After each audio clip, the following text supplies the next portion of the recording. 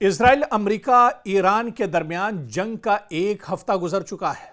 जी हां, 28 फरवरी को जंग शुरू हुई थी, लेकिन इस एक हफ्ते में भी देखिए कि ईरान को अमेरिका और इजराइल नहीं भेद पाए हैं। यह कहा जा रहा था शुरू में, अमेरिका के सदर डोनाल्ड ट्रंप ने यह दावा किया था कि एक हफ्ते या 10 दिनों तक यह जंग चलेगी, लेकिन अब जंग को जब एक हफ्ता गुजर चुका है, आज जंग का एक तरह से नवा दिन है। लेकिन इस जंग के बीच आप देखिए कि डोनाल्ड ट्रंप अब एक तरह से फंसते हुए जा रहे हैं। इजराइल बुरी तरह से अब इस जंग में एक तरह से फंस चुका है, और जिस तरह से दावा किया जा रहा था कि यह जंग मामूली होगी, यह जंग ज्यादा दिन नहीं चलेगी, बहुत जल्दी अमेरिका और इजराइल मिलकर ईरान को फतेह कर लेंगे, ईरान में सत्ता बदल जाएगी, इख्तिदार को बदल दिया जाएगा। लेकिन ये तमाम दावे एक तरह से खोखले साबित हुए, ये तमाम दावे एक तरह से झूठे साबित हुए, और एक हफ्ते से ज्यादा की जंग हो चुकी है, लेकिन अमेरिका और इजराइल एक तरह से परेशान है। अमेरिका और इजराइल एक हफ्ते में भी ईरान को नहीं भेद पाए हैं। यानी ईरान इस लड़ाई में पूरी मजबूती के साथ एक तरह से मैदान में डटा हुआ है, और ईरान ने अब तो यहां तक ऐलान कर दिया है कि शहीद होंगे या फिर जंग में फतेह नसीब होगी। तो अब एक पूरी मजबूती के साथ ईरान इस जंग को लड़ रहा है। लेकिन दूसरी तरफ आप देखिए कि दुनिया की बड़ी ताकत यानी इजराइल और अमेरिका जैसे सुपर पावर इस जंग में खड़े हैं, पूरे लाओ लश्कर के साथ, पूरे साजो सामान के साथ, जिनके पास B-2 बम्बर भी हैं, जिनके पास USS अब्राहम लिंकन जैसा बहरी बेड़ा भी है, जिनके पास तमाम एयरक्राफ्ट, मिसाइल, बम सब कुछ है। लेकिन फिर भी अमेरिका अभी इस जंग में, इजराइल इस जंग में ईरान को नहीं भेद पाए हैं।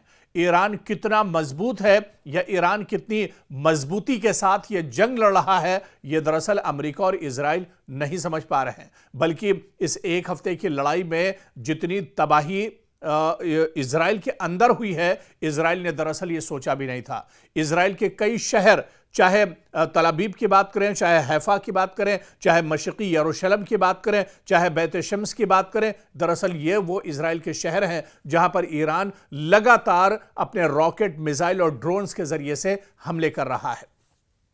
तल अबीब का तो ईरान ने एक तरह से नक्शा बदल कर रख दिया है। तल अबीब में हर तरफ हाहाकार मचा हुआ है, लोग परेशान हैं। और इसके अलावा आप देखिए कि अमेरिका को भी इस एक हफ्ते की लड़ाई में बहुत ज्यादा नुकसान उठाना पड़ा है। मशरिक़ वुस्ता में जहां जहां अमेरिका की एम्बेसी हैं, पूरे मशरिक़ वुस्ता में जहां जहां अमेरिकी तंसीबात हैं, पूरे मशरिक़ वुस्ता में जहां जहां पर अमेरिका ने अपने एयरबेस बना रखे हैं, इन तमाम जगहों को ईरान अब तक एक तरह से हिट कर चुका है। यहां पर ईरान पूरी मजबूती के साथ हमले कर चुका है। तो एक हफ्ता गुजर गया, लेकिन जो दावा डोनाल्ड ट्रंप की तरफ से किया गया था वो दरअसल खोखला साबित हुआ है। और अब डोनाल्ड ट्रंप ये कह रहे हैं कि ये लड़ाई एक हफ्ते तक, एक महीने तक चल सकती है, 2-4 महीने भी लग सकते हैं, और 1 साल भी इस जंग में लग सकता है।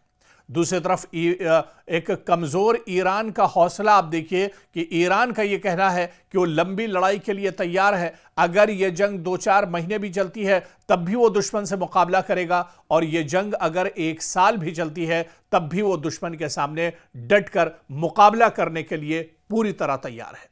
तो एक तरफ वो ईरान है जिस पर अमेरिका ने हमेशा से पाबंदियां लगा कर रखी हैं, जिस पर दुनिया के जो ताल्लुकात हैं वो एक तरह से मुनक़ते रहे हैं, जो दुनिया से पूरी तरह से एक तरह से कट कर रहा है। लेकिन दूसरी तरफ दुनिया की सुपर पावर अमेरिका और इजराइल जैसी ताकतें हैं, और वो ईरान को एक हफ्ते में नहीं भेद पाई हैं, ईरान पर फतेह नहीं हासिल कर पाई हैं, बल्कि उल्टा ईरान पूरी मजबूती के साथ इजराइल और अमेरिका पर लगातार हमले कर रहा है। अमेरिका से मुराद ये कि मशरिक़ वुस्ता में अमेरिका के जितने भी तंसीबात हैं, जितने भी उसके अड्डे हैं, जितने भी एयरबेस हैं, सब पर लगातार ईरान एक तरह से हमले कर रहा है। और इस एक हफ्ते की लड़ाई में कहा जा सकता है कि ईरान पूरी मजबूती के साथ इस जंग को लड़ रहा है, और दुश्मन के ईरान ने अभी तक दांत एक तरह से खट्टे कर दिए हैं।